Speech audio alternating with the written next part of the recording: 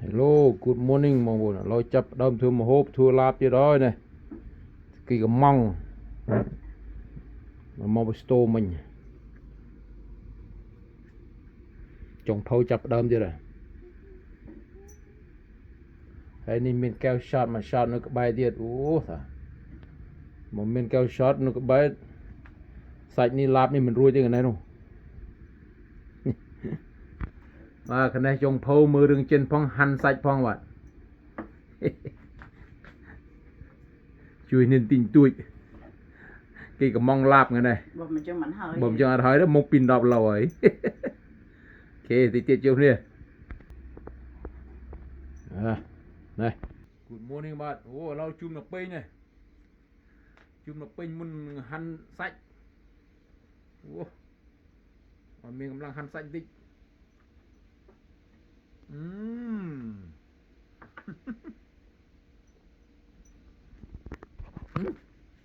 Hành bị. Chà. Ok.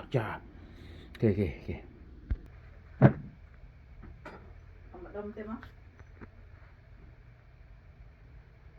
You got it.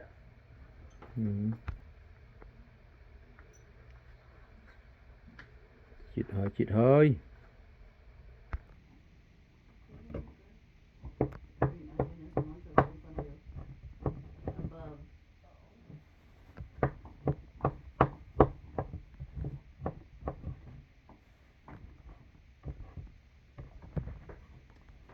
Cùng thằng hành sạch bạn.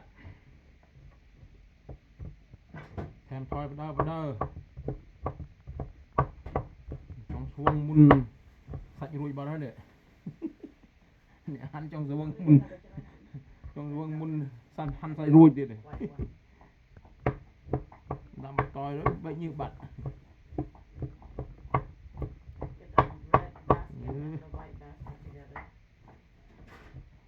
Thì rồi. Nhiệt bài gì.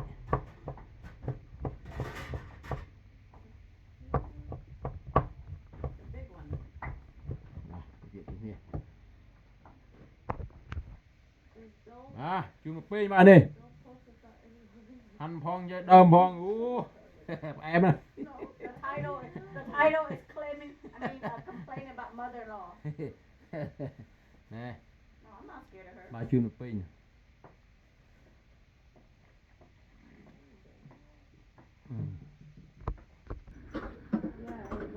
Rồi hành rồi hơi mà buồn bạn. Làm cha mà clam là bồn thì vâng bao đời.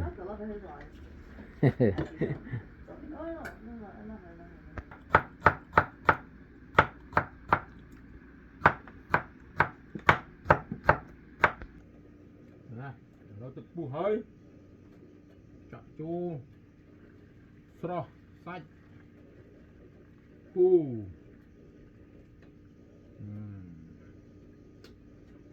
Ok.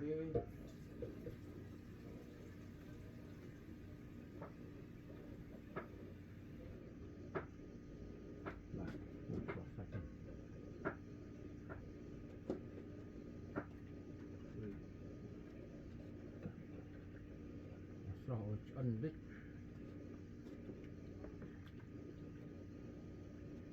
Ôi chân kỵ.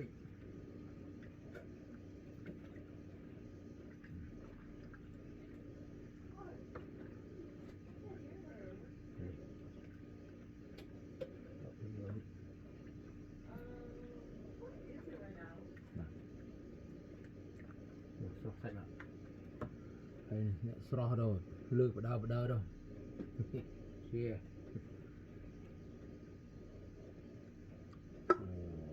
Vào đây. Một ức.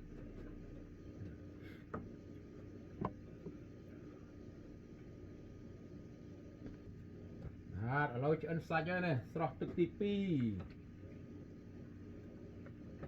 Nó sạch ăn này. Chụp tức tí pi rồi. Thèm tôi.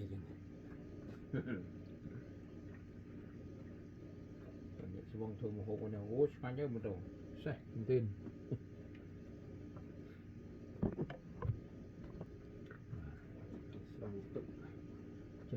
ទៀតរួយឡូវបងប្អូនរួយឡូវហើយចាប់ភ្លុកមើលនៅខ្ញុំខាញ់នេះ show order này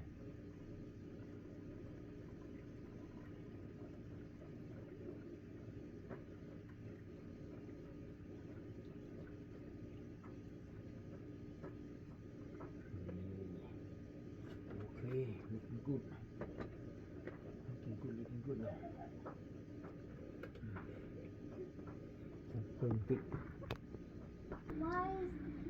này mà múc tới đây này thằng này mai cái thua bay cha pi múc bạn mà lo bay scroll bạn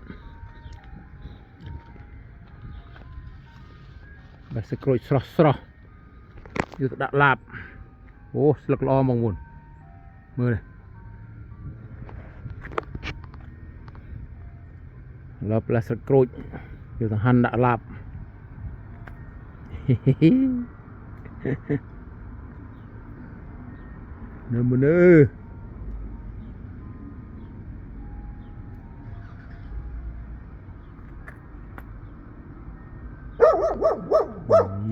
miền nè sao thế nè miền nè sao thế nè mà tha hơi này nih generator ka serkrut serah bạn này mung là ca bạn nó ca play này ca đó coi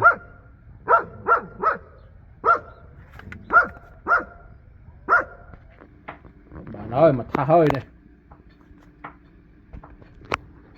hành đã lạp tí chân bà nó pung mà hộp thua mà hộp mục tí bay rồi ngò poco là này là pung đã ngò poco rồi mục tí bay vậy lên trâu tuần đã đây thua bay mục bạn rồi tuần vậy lên trâu mục tí bay ngò poco thay tia rồi bạn bay mục nó coi cái này bỏ bồ bạn bỏ bồ này nó chập đâm ngò poco bạn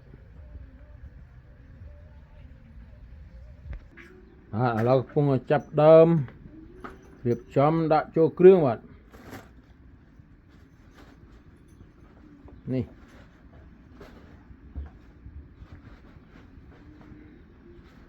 một việc chấm đã cho krương nè một chập đâm nặng krương thêm thôi bình tĩnh bình tuổi bệnh chú crôi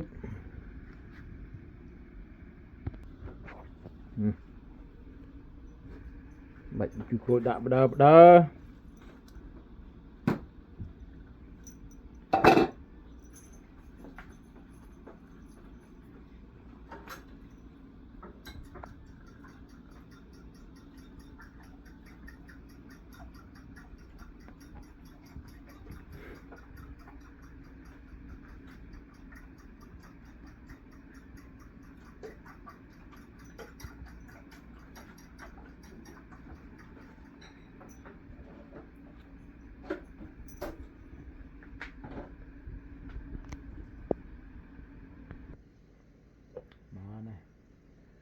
không đơ chia đơ bạn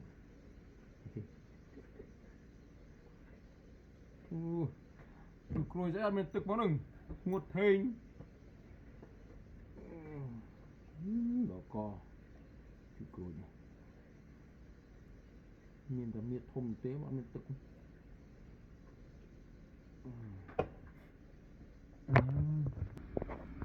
rồi mục một về trên mô mình tinh mình tua thôi đậm một tí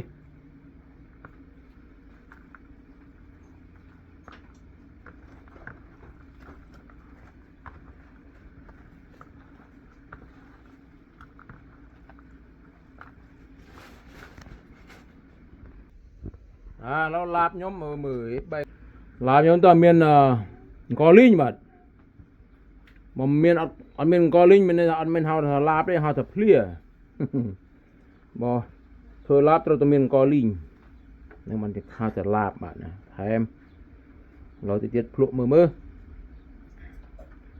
thành thầy mơ rồi chiết ớt mơ mơ phụ mơ gì mơ như đừng cầu trộn hỏi tớ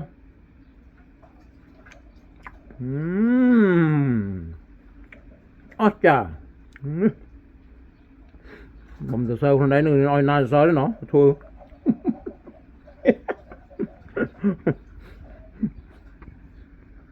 chanh chu hỏi nhá mình tên bạn tao mua một hộp bia à